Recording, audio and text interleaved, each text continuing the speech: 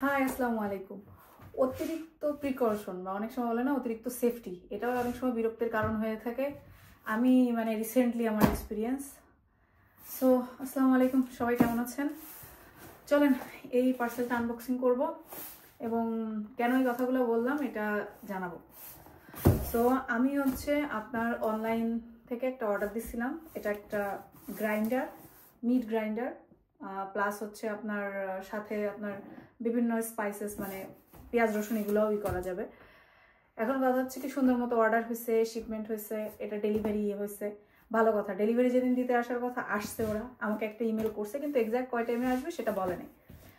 তারপরে আর কি করা, না বলে নাই, ওরা আসছে, এসে ফেরত গেছে। বিশেষ করে ইউকেতে জানেন তো যে ম্যাক্সিমাম ঘর খুবই সাউন্ডপ্রুফ থাকে, ভিতরে বাইরে থেকে শব্দ ইউজুয়ালি যায় না, আর অনেক বাসায় কলিং বেল থাকে না। সো আমার বাসায় কলিং বেল নাই, যে কারণে ওরা কলিং বেল বাজায় নাই। আর তারা বান্দারা আমাকে ফোনও দেয় নাই, কিন্তু আমি তো সারাদিন বাসায়।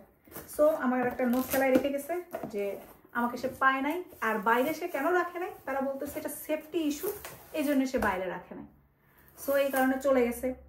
পরের দিন আবার ফার্স্ট অ্যাটেম্প মিস, সেকেন্ড অ্যাটেম্পের দিনও ওরা এসে ঘুরে চলে গেছে। পরে আমি নতুন করে ওদের অ্যাপ রয়্যাল মেল, ওদের অ্যাপে আমি আবার ঢুকে যেটা কুরিয়ার সার্ভিস, ওখানে ঢুকে এরপরে আবার টাইম দিলাম যে দেওয়ার কথা। সো আজকে ওরা আমাকে ইমেল করছে যে ঠিক আছে, যে আপনার 9:17 থেকে 1:17 মধ্যে আসবে। আমি করছি কি, নিচে এসে আমাদের যে লিভিং রুমের দরজা খানিকটা ফাঁকা করে রেখে ওইখানে বসেছিলাম।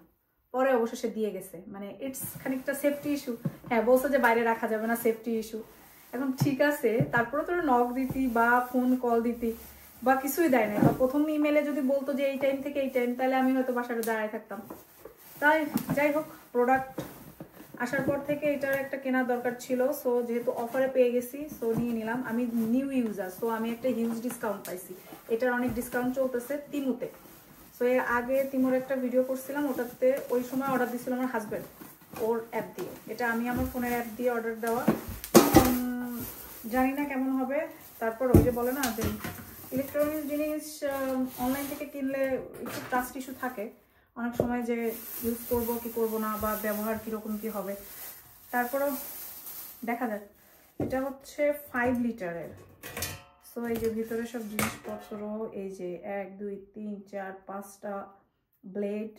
এটা দিয়ে কি করে জানি না, দেখবানি কি করে।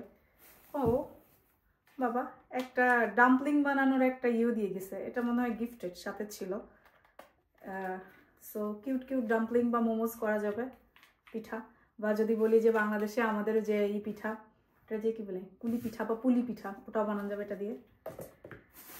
মেইন জিনিস এই যে বলে না যে এই গ্রাইন্ডারগুলোর মেইন ফাংশন এই মাথায়। সো